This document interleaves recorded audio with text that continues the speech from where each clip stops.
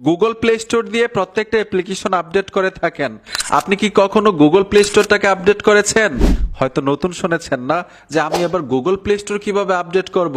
ভাই, এইটাই কাজ, এইটাই কিন্তু গুরুত্বপূর্ণ কাজ, একদম আনকমন এবং ইউনিক। গুগল প্লে স্টোরটাকে আপডেট করে দেখেন ভাই, আপনার মোবাইলটা ফাস্ট কাজ করবে। আমি স্ক্রিনে চলে আসলাম, গুগল প্লে স্টোরে চলে আসবেন।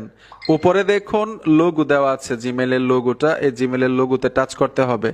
ট্যাপ দেওয়ার সাথে সাথে এখানে আপনারা সেটিংস অপশনটা পাবেন নিচে, ঠিক আছে? এই সেটিংসে চলে আসবেন। সেটিংসে আসার সাথে সাথে এখানে লেখা থাকবে অ্যাবাউট।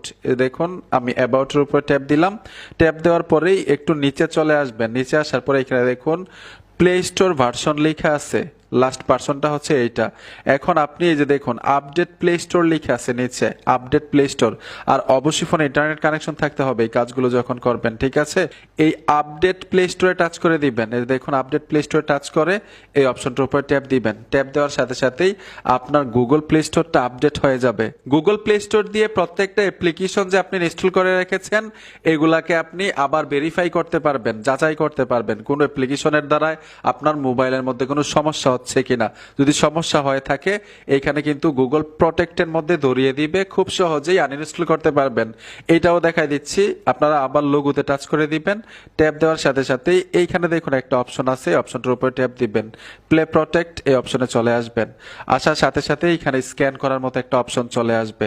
এখানে স্ক্যানে ট্যাপ দিবেন। আপনার মোবাইলের মধ্যে যতগুলো অ্যাপ্লিকেশন থাকবে স্ক্যান করে নেবে এই গুগল প্লে স্টোর। আপডেট দেওয়ার পরে সেটিংসটা করে নেবেন।